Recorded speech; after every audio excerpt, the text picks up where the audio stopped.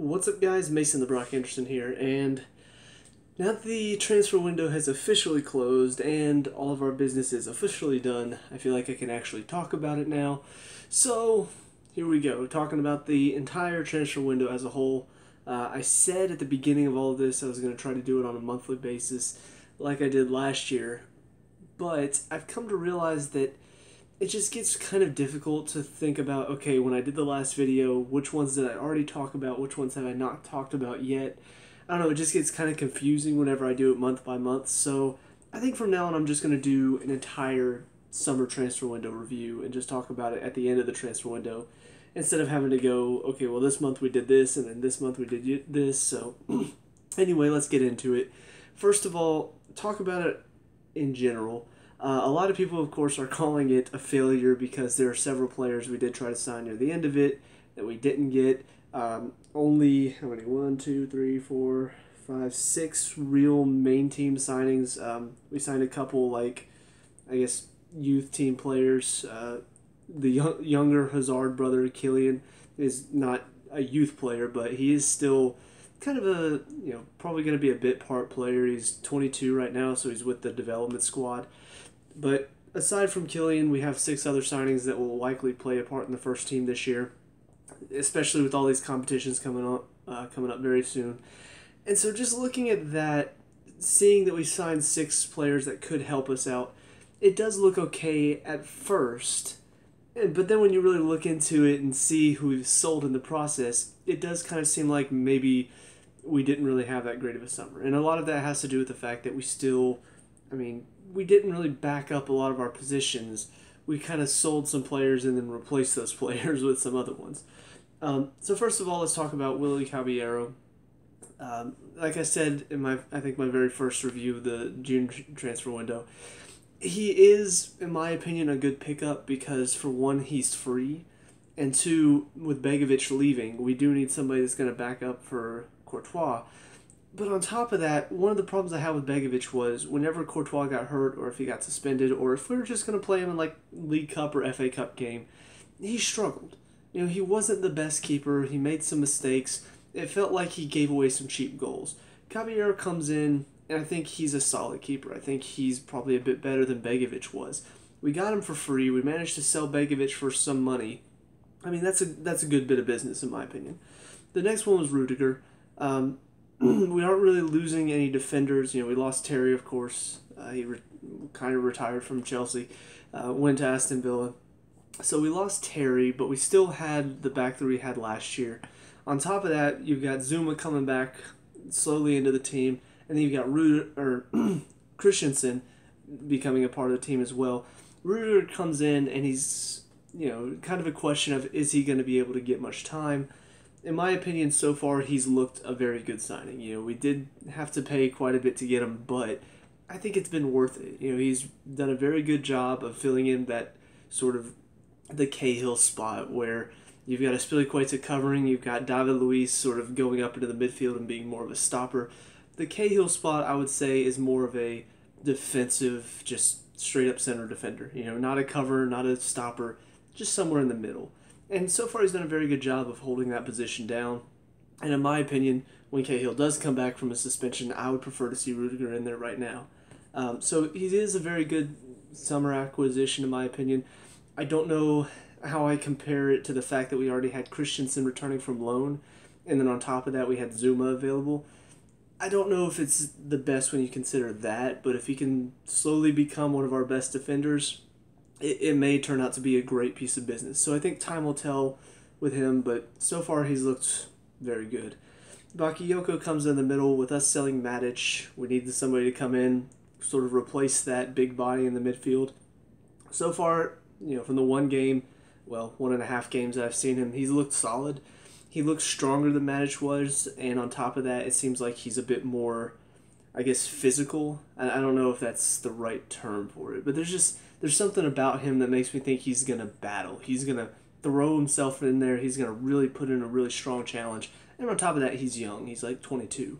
So I really like the fact that he's already come in the Tottenham game and sort of showed he's a good player. He is very solid in the midfield. As soon as he gets up to full fitness, I can't wait to see what he's going to be able to do. And then, of course, Alvaro Morata has probably looked so far our best summer business because we needed somebody to come in for Costa. Batman, while he looked good in preseason, the first game against Burnley showed he wasn't quite there yet. Morata comes off the bench, scores, gets an assist. Obviously didn't do anything against Tottenham, but then scores and gets an assist against Everton. So he's already off to a good start. Hopefully, as he sort of gets used to the league and starts to get used to the battle of it, I hope that he can start to really, I guess, get more used to the whole battling aspect. Because right now, one thing he really brings is he brings good movement.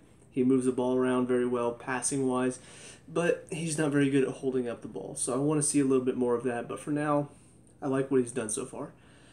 Like I said, Kylian Hazard comes in, part of the U23 squad right now. Maybe this is just a way to keep Hazard happy. You know, there's been a lot of talk about, is he going to go to Barca? Is he going to go to Real?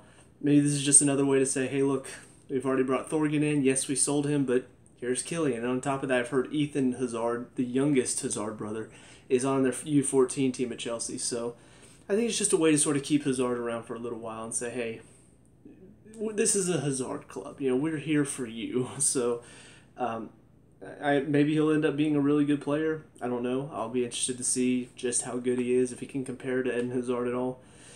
The two that happened today, though, on transfer deadline day. The first one, David Zappacosta from Torino. Didn't really know who he was, but from what I hear, he's a right back. And in my opinion, that's great. It's something that I was really worried as the transfer window is slowly closing. I'm just like, are you kidding me? We still have signed no backup for our wingbacks. Are we stupid? Are we really just going to let it be Alonso and Moses again all year? Like, what are we doing? Are we idiots? And then we signed Zappacosta, and I'm just like, I don't know much about him.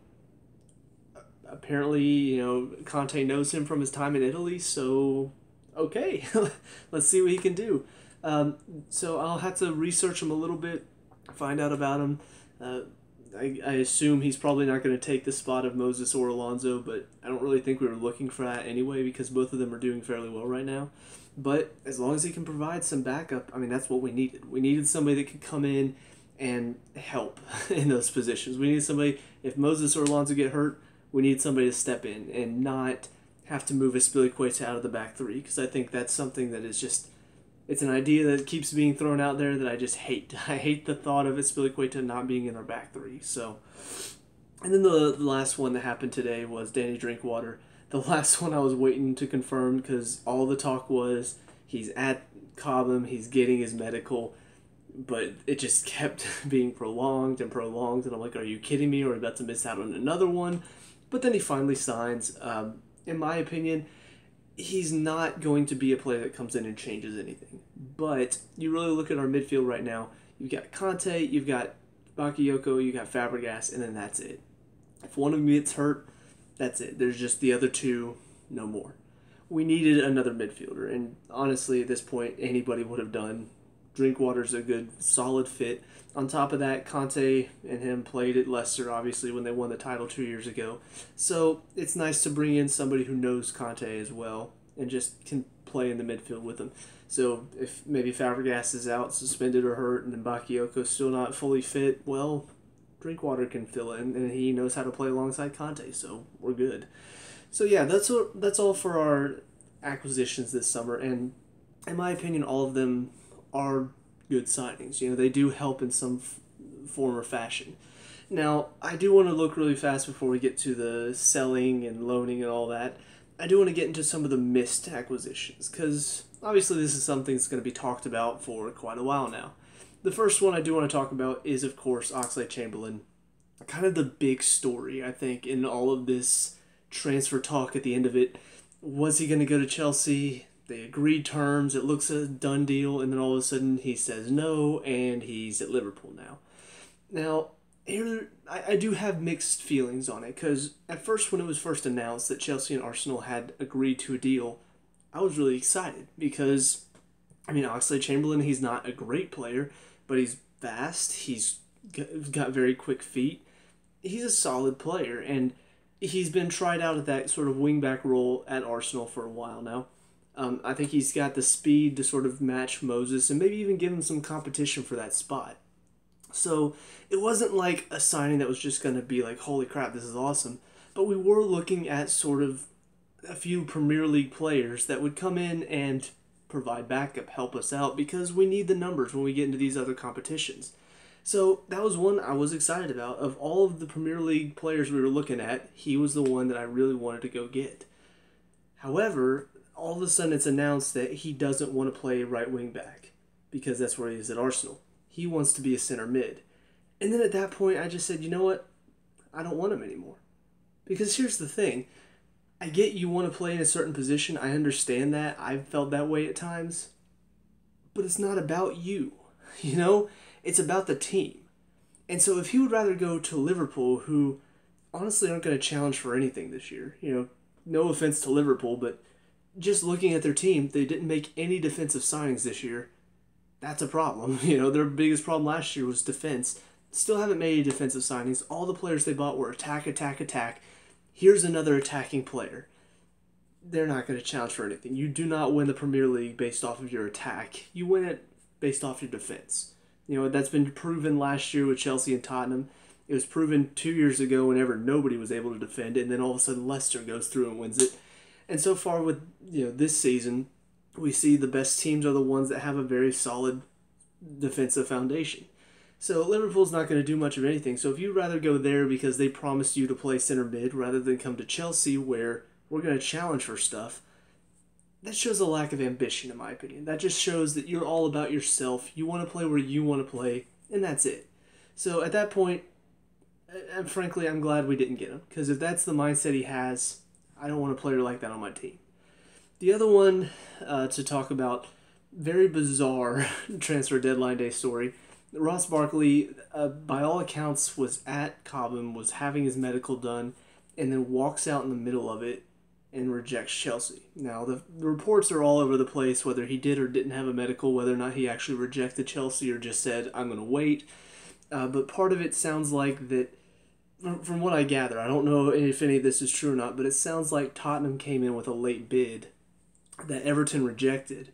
And then Barkley heard about this and said, well, hang on, if there are other people in the wings, maybe I'll wait till January. And that's why he walked out, because he wasn't sure yet. I don't know if any of this is true. I don't know what the exact story is. But in my opinion, I don't want a player that's not going to commit. You know, if we do go back to him in January and he says, yeah, I want to come in, I don't know if I'd say yes, because at that point, who cares? You know, we don't need you in January. We needed you now. We needed you to fill these positions now. And so for you to say, I'm good. I don't want to do this. It's not about you. It's about the team, again. So two players that, in my opinion, are both kind of thinking about themselves. And I don't want a player that's going to be all about themselves. I want a player who's going to be making sacrifices, making decisions for the team. So if we try to go back to Barkley in January, I'd be kind of disappointed. I prefer the people higher up to just say, you know what, if you're not sure, if you, I don't know about this, we don't want you. But you know, by all accounts, it sounds like that Chelsea are going to try to talk to him again in January, so whatever. And then the other one was, we were talking to Llorente for a while. Seemed like good possibility, the connection he has with Conte, that we were going to get him in, and then transfer deadline day, all of a sudden he's at Tottenham. In my opinion, I don't mind. I don't think we needed him at Chelsea. I think we've got two solid strikers in Morata and Batman. Even though Batman still hasn't really panned out so far this season, I still think he's a better option than Llorente is. And honestly, Tottenham probably needed him more, so it probably works out for both parties. We get to keep Batman and Morata as sort of our striking duo, and then Tottenham get a backup for Harry Kane because Jansen's just crap. So that's all the stories about our missed signings. Now, on to our outs, because this is honestly where, you know, the people we brought in, I thought have been great. The people we missed, honestly, I don't mind missing so much now. The outs, though, are the really frustrating part. So let's just kind of go through this bit by bit. Some of the ones that I'm kind of indifferent about. You know, we got Cuadrado, we got Atsu, we got Begovic, we got Solanke, Kiwomiya, Traore, Dabo, Palmer, Kane, Colquitt, Ali, Mount, Brown, Collis, Hector, Blackman, Miazga, Angban, and Omeru and Baker and Houghton.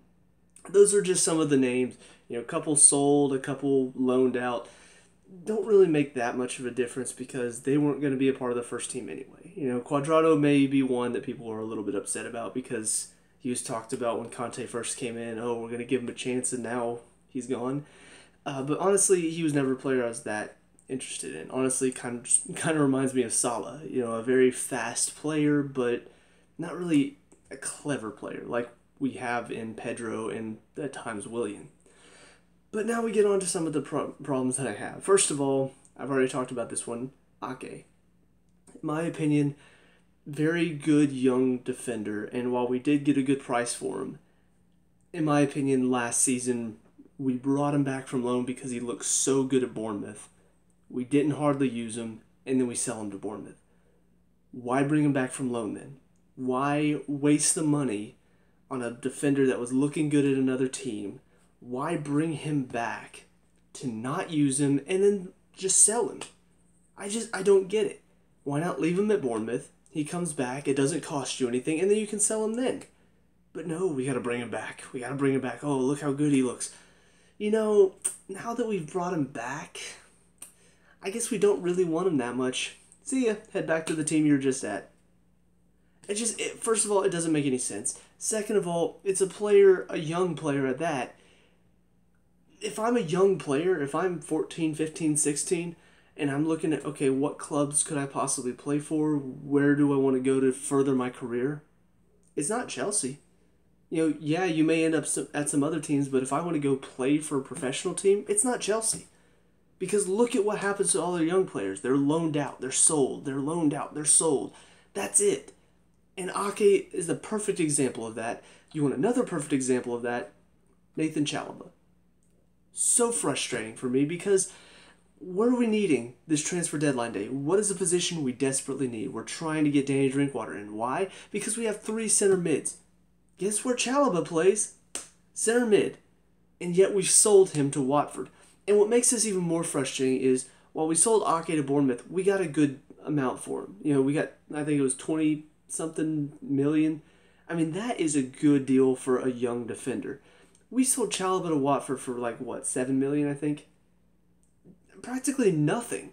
And he is worth more than that, if not for what he's doing now, which he looks a solid player now, but for his potential.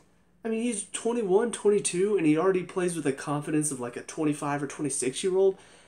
He can only get better from here, and you sell him for less than $10 million, which is just ridiculous to me.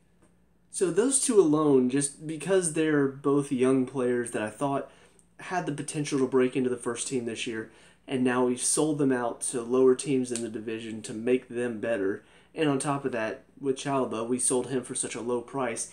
Both of them I kind of lumped together in my frustration because they're kind of similar stories.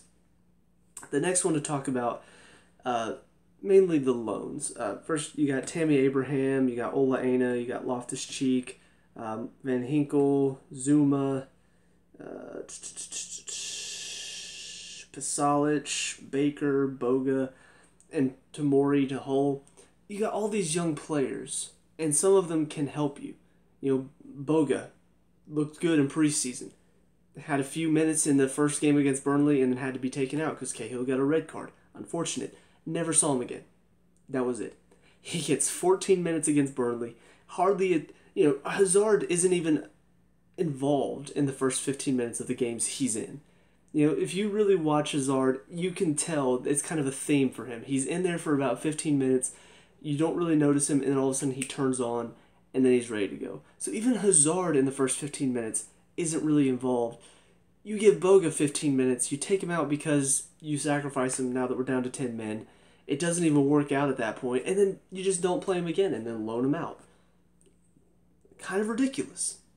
You look at Abraham, while I already said, I'm glad Murata and Batman are kind of our two striker options this season. We didn't bring in somebody else to sort of upset the apple cart. Abraham would have been a good choice if one of them gets hurt. Now, okay, we're down to one striker. Who do we have as a backup? Nobody right now. We have Loic Remy. Yeah, great choice. So we've gotten rid of Abraham. We've loaned him out. While I do say loaning him to Swansea is a good option, I still say, why don't we give him a chance? Why not let him have the opportunity to break his way into the first team? You look at Zuma, another defensive option. Why not? He looks okay. We gave him a few games last season whenever it was very difficult to break into that back line, and he looked okay. He looked like he'd recovered pretty well. We loaned him out. What was the other one I said? Oh, Baker, Pasalic, was Van Hinkel. All these center mids, I already talked about Chalobah, how we sold him when we needed center mid. We've got all these other center mids. They're all loaned out, so they can't help us. And it's this theme every year. I don't understand. I don't understand why we loan out all of these young players when some of them can help us. Look at these other teams in the league. One of the exciting things for them is whenever a youth player breaks into the first team for a game and they look good. Marcus Rashford, huge for him. You look at Liverpool, they've had a few. Oho's one, Trent Alexander-Arnold's another. You look at Arsenal, Coughlin broke in. What were a couple of the other ones? I can't remember their names now. There were a couple defenders that broke in. But, all these teams just have these young players that are exciting, and then they get a chance in the first team and they look pretty good, and it's just like, oh, this is awesome. We got this young player who's already able to make it in the first team. We've got all these young players. Some of them are winning FA Youth Cups. Some of them are winning the youth leagues. Some of them are performing very well for the development team. And then they never see the field for Chelsea. And then they get sold. And it's just like, why even bother? Why even bother to go to Chelsea if you're never going to get a chance? So it's something that the board needs to look at and say, look, this is something we've not handled very well. It's time to stop that. It's time to look at our youth players and say, look, we've got some very, very talented youth players coming through. Let's give them a chance. It will attract other very talented youth players because they'll see, oh, look, you can get a chance at Chelsea. And then the final two to talk about are, of course, the two kind of big ones of the transfer window. First one, obviously, Matic, and then the other one, who is it? Oh. I think I already talked about, I'm thinking about Ake, I think. There were two that really pissed me off. I think Matic was the big one. Anyway, but yeah, Matic obviously is the one that everybody's talking about. How could Chelsea let him go? How could they let him go to Man U? Here's the thing. Letting him go, not that big a deal. In my opinion, if you guys watched my reviews at the end of last season, I didn't really like Matic and Conte together. I didn't really think they were the best midfield pairing. I thought Conte and Fabregas worked well together because you've got Conte who's the defensive aspect and you got Fabregas who's the attacking aspect, and it just worked. With Conte and Matic just felt like he wasn't really performing very well. His passes were going awry. It felt like Conte was sort of restricted to his side of the field while Matic wasn't doing a great job of holding down his side of the field. And so even though we have two defensive players in, we're still kind of leaking goals because they're not really organized together. They weren't really working well together. So I wasn't really that desperate to keep Matic this summer. I kind of understood why we would let him go. But Juventus was interested. If no other team was interested, if it was just Man U and that was it, I'd say milk them for all the money they have and then let him go. That's fine. But Juventus was interested, and that's my frustration. There was another team outside of our league willing to take him, and we sold him to Man U. That's a problem. And not only did we sell him to Man U, we gave Mourinho the final piece he needed. If he hadn't gotten Lukaku, it wouldn't have mattered because he got Matic. That's exactly what he needed. He's a defensive midfielder that now can sit in the midfield, so now Pogba doesn't have to play in that position. He now has more freedom to roam. That's going to make him look a much better player this season. It's like the final piece. And the thing is, you know that. Mourinho has worked for us twice. His second season, he's looking for that final piece to make his team better. Matic was that final piece, and you just said, here you go. take the title. That's the frustrating part. It's not the selling match. It's not even selling match to Man U. It's letting Mourinho have the final piece so that he can officially say, hey, look, I win in second year at all the clubs I go to. So, I don't know. That sale alone is so frustrating. You add it to all these other frustrating sales, the selling young players, the loaning young players that can help us. It's all just so maddening. And I don't understand. I don't understand what's going on behind the scenes. I don't understand how these people, year after year, can continue to make the same mistakes. And Conte's not happy about it. There have been some interviews where he's expressed some frustration at what's been going on in the transfer window. That's the case. That there's somebody else behind the scenes that, some people may or may not know about that's been pulling all the strings and trying to do all these deals and failing in some deals because they're idiots. And for some reason, nothing's changing. It feels like this every single transfer window. It feels like we've got deals that could work. We've got players that, that's a good signing. That could really help us this year. That player, they'll fit into that position perfectly. And then we don't get them. And then we have to go get some random player that I don't even know about. And then we sell some of our young players that could possibly help us in those positions. I just don't understand. And I think the big frustration in all of this is if you're going to rely on your youth this season, like I said, we've got 4 competitions. We've got a lot of room for players to play. That's great. Give your youth some chance. We've now loaned out all of our best youth players. We've loaned out our Bogas, our Abrahams, our Pasaliches, our Van Hinkels. We've loaned them all out. So if you are going to rely on youth, now you're relying on the 1 or 2 youth players you have left. The rest of them are all players that aren't good enough to be loaned out, and so now they're just on your youth team. So I don't know. I'm so frustrated because it's not the worst transfer window in the world. In my opinion, it's not a failure of a transfer window by any means. But it's still just not good enough. If we wanted to hold on to our title, if we wanted to make sure we defended this year while still competing in all these other competitions, this wasn't the transfer window we needed. We needed to go get some really quality players for some of these positions. We needed to rely more on our youth because they bring a fire and a passion that some of these more experienced players who have played for all these other clubs won't have. But we didn't do any of that. We once again just did the same old stuff we usually do. So that's it for me. I realize this is a bit of a longer video, but I wanted to talk about everything that I possibly could, get all my feelings out there. So let me know what you guys think down in the comment section below. What were your thoughts on the transfer window this summer? What was our best and worst signings? What was our best and worst sellings? Let me know. We can talk about and discuss all that good stuff. Leave a like and subscribe for future Chelsea reviews. I'll see you guys in the next game. Peace out.